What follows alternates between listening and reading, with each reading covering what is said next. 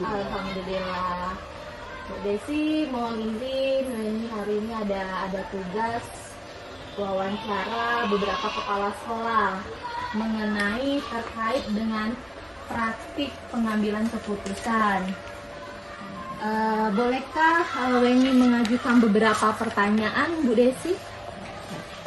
Oke, terima kasih Bu Desi. Selama ini bagaimana Ibu dapat mengidentifikasi kasus-kasus yang merupakan dilema etika atau bujukan moral? Selama ini dilema etika itu sudah kita tampak sehari-hari banyak terjadi. Memang benar adanya dilema benar-benaran. Ini bukan bermain-main dilema, tapi benar-benar dilema. Kalau ditanya bagaimana cara saya mengidentifikasi, tentu saja saya akan melihat dulu siapa, di mana, dan apa permasalahannya. Dari situ baru dapat kita pilah-pilah.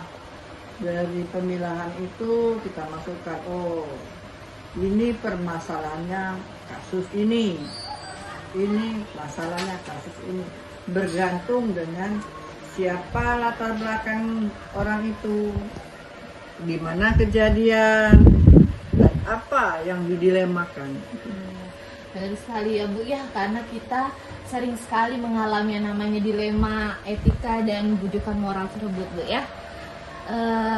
Selanjutnya Bu, selama ini bagaimana Bu Desi menjalankan pengambilan keputusan di sekolah, terutama untuk kasus-kasus di mana ada dua kepentingan Bu ya, yang sama-sama benar atau sama-sama mengandung nilai kebajikan?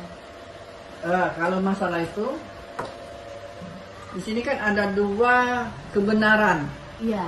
dua kepentingan. Untuk mengambil keputusan, karena yang A benar, yang B benar, biasanya kita lihat dulu kepentingannya. Mana dulu yang lebih utama. Jadi yang diutamakan apa, dan efeknya kepada anak ini sekolah, kepada siswa bagaimana, kepada semua guru bagaimana. Itu yang pertama. Yang kedua, kalau tidak juga ditemukan titik temu, kita ambil jalan tengah, yaitu dengan cara mengambil suara terbanyak. Ya, karena sering sekali ya Bu ya, ada dua kepentingan yang sama-sama benar. Seperti yang kita tahu yang namanya dilema etika itu benar versus benar Bu ya.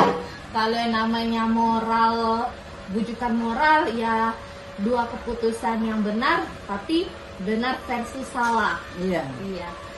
Oke, lanjut Bu ya. Langkah-langkah atau prosedur seperti apa yang Ibu Desi biasa lakukan selama ini? Maksudnya di sini prosedur dalam pengumpulan data dari permasalahan itu. Iya, langkah-langkah yang akan Ibu lakukan. Ya, pertama seperti tadi saya jelaskan, pertama saya lihat dulu apa itu permasalahannya. Apa permasalahannya Bu ya? Akar permasalahan, karena tidak mungkin masalah itu timbul tanpa akar penyebab. Kita cari dulu penyebabnya. Kalau kita sudah tahu penyebabnya, kita lakukan fakta di lapangan. Apakah fakta itu mengenai A atau fakta itu mengenai B? Kemudian dianalisa. Oh, kalau A dan B ini begini akan mengakibatkan C. Kalau A ini begini akan mengakibatkan D. Jadi setelah dianalisa, baru kita berusaha untuk menduga-duga dan mengambil kesimpulan. Praduga tak bersalah. Selanjutnya Bu ya, hal-hal apa saja yang selama ini Bu Desi anggap efektif dalam pengambilan keputusan pada kasus-kasus dilema etika?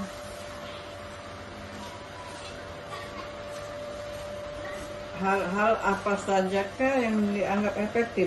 Iya, betul sekali Bu, dalam pengambilan keputusan pada kasus-kasus dilema etika. Kalau dalam kasus dianggap yang efektif ya, Iya. dilema etika, karena kita lihat dulu, ini di sekolah, kejadian di sekolah. Kita lihat dulu latar belakang dilemanya, permasalahannya, latar belakang dilemanya itu apa? Mungkin dari keluarga, mungkin dari lingkungan, atau dari diri orang itu sendiri. Kita lihat dulu. Nah, kemudian setelah itu kita lihat akar permasalahan, kita lihat pula kondisi pada saat kejadian. Ada pemicu atau tidak? Biasanya permasalahan itu muncul karena ada pemicu. Orang yang ketiga masuk. Nah, baru setelah ada tahu akar permasalahan dipicu oleh orang ketiga biasanya, baru kita ambil keputusan. Pertanyaan selanjutnya Bu ya, mengenai hal-hal apa saja yang selama ini merupakan tantangan dalam pengambilan keputusan pada kasus-kasus dilema etika baik di sekolah.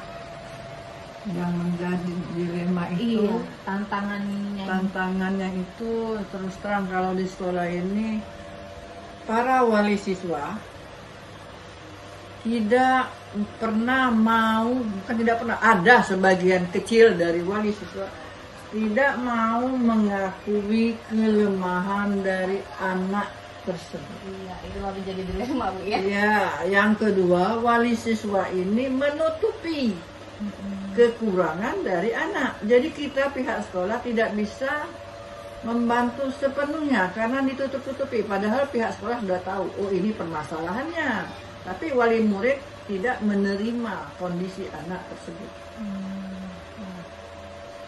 Terus Bu, apakah Bu Desi memiliki sebuah jadwal tertentu dalam sebuah penyelesaian kasus dilema etika ini?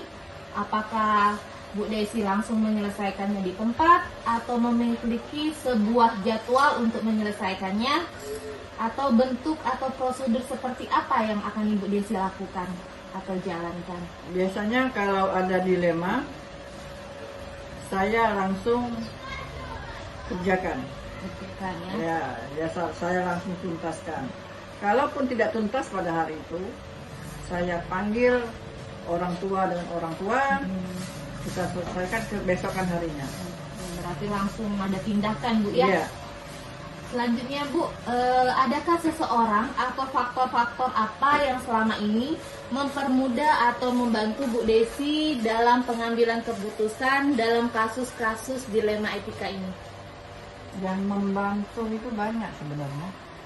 Karena tidak semua siswa itu yang tidak jujur.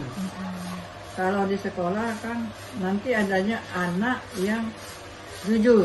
Nah, anak yang jujur tadi adalah sangat membantu mengungkap dari akar permasalahan dilema tadi. Jadi ada pihak-pihaknya juga Bu Iya, ya? pihak ketiga yang membantu. Dari siswa, baik Baik dari guru, ya. maupun dari wali siswa yang lain. Ya. Ini pertanyaan terakhir Bu Desi ya. Dari semua hal yang telah Ibu sampaikan, pembelajaran apa yang dapat Ibu Desi petik dari pengalaman Bu Desi mengambil keputusan dilema etika?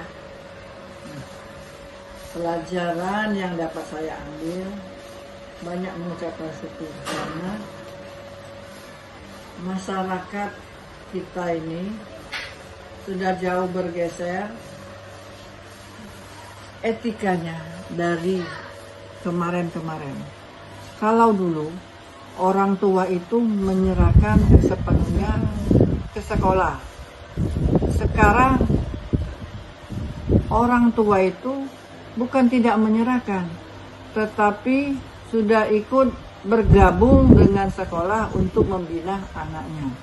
Sudah banyak kalau diajak kompromi tentang kejadian anak, sudah mulai datang. Dan kalaupun tidak datang, mulai mengadukan perilaku anaknya di luar. Oke, terima kasih Bu Desi atas waktu dan kesediaannya ya, sudah menjadi narasumber wawancara Weni pada hari ini.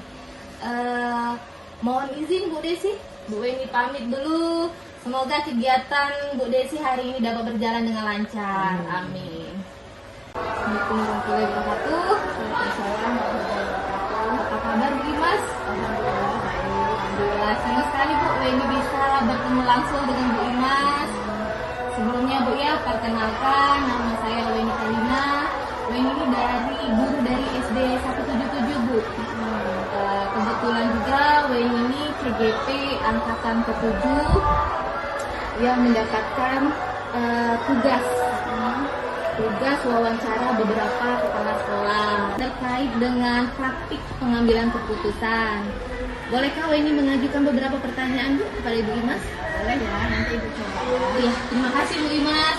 Begini Bu, selama ini bagaimana Ibu dapat mengidentifikasi Bu kasus-kasus yang merupakan dilema etika atau bukti moral? Ya, sebelumnya Ibu ucapkan terima kasih dulu. Ibu merasa dihargai karena Ibu adalah salah satu kepala sekolah yang ditunjuk Weni Karina untuk diajak berdiskusi sehubungan dengan tugas yang diberikan oleh CGP ya, benar. CGP untuk Weni.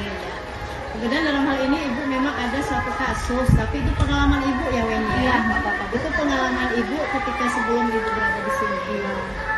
Apa Ibu langsung ceritakan? Iya, boleh. Khususnya? Jadi pengalaman itu ketika itu di sekolah, di satu sekolah, kan sekolah Ibu itu, sekolah kami itu, ini sekolah yang ternama di Kota Palembang, mempunyai kantin, ya, kantin sekolah, kantin anak-anak. Jadi kantin sekolah kami ini memang cukup ramai. Kantin di situ kantin kejujuran, ya, kantin kejujuran, sehat, pokoknya itu sudah tersertifikasi halal. Kemudian pihak BPLN juga sudah mengecek ke sana, sering dicek, bahkan Ibu Wali Kota juga sudah mengecek ke kantin tersebut. Jadi kantin itu memang cukup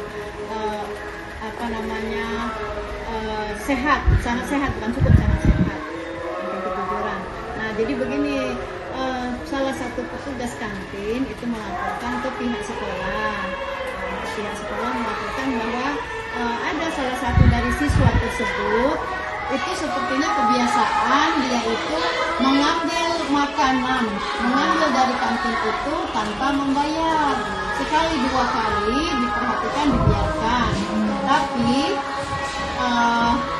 akhirnya lama-lama itu keseringan.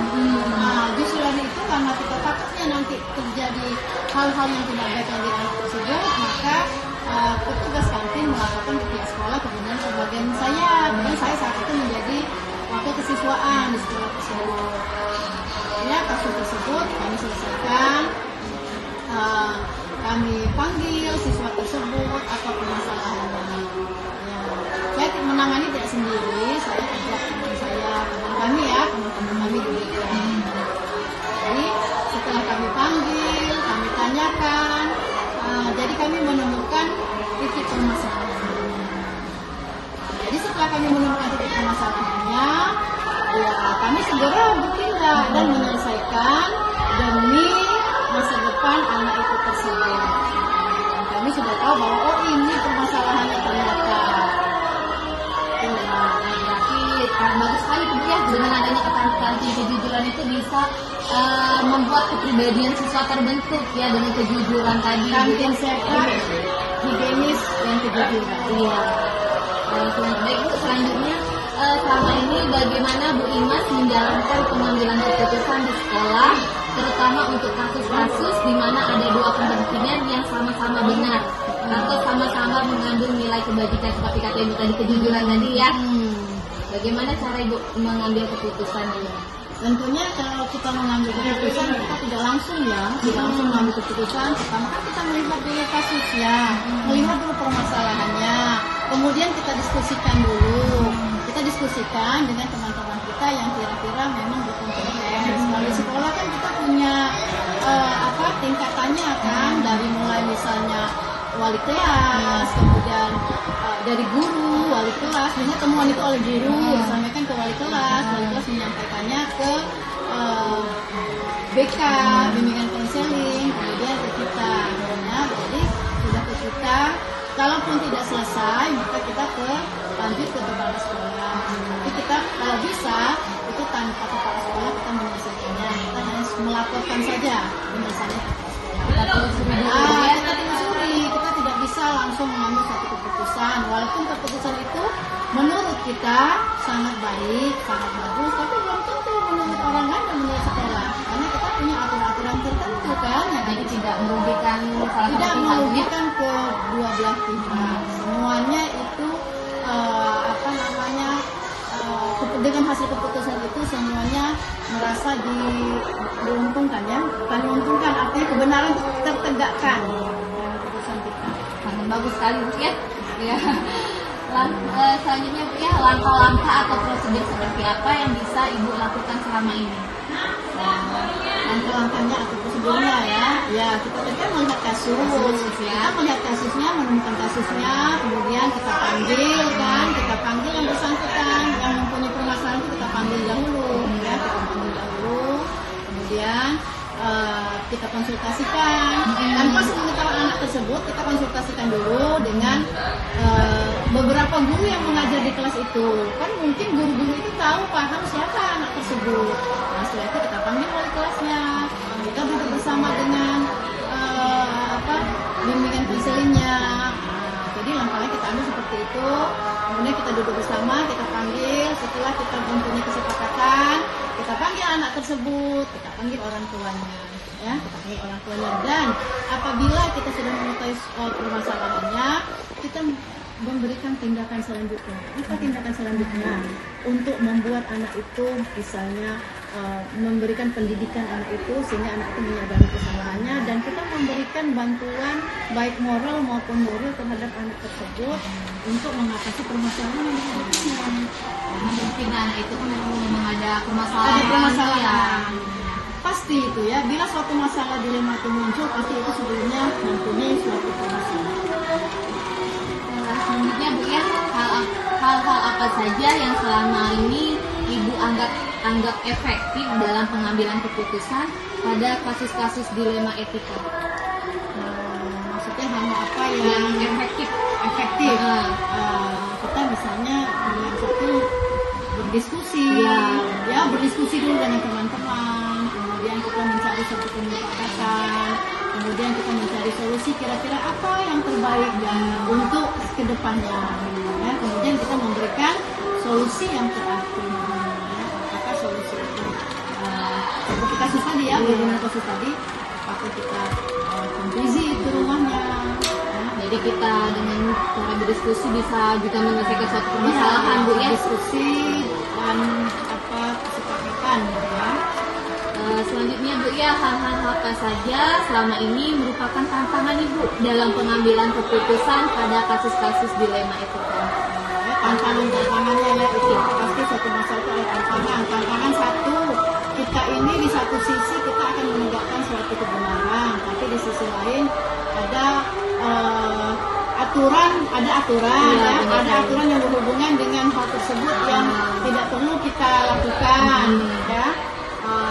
Kemudian misalnya itu hambatannya itu misalnya ada pihak lain yang tidak mendukung, mungkin mereka memang mempunyai alasan tertentu, jadi kurangnya misalnya kesepakatan antara kita yang akan membuat suatu solusi. Selanjutnya Bu ya, apakah Ibu memiliki sebuah jadwal tertentu dalam sebuah menyelesaikan kasus dilema etika itu? Apakah Ibu menyelesaikannya langsung di tempat atau memiliki sebuah jadwal untuk menyelesaikannya?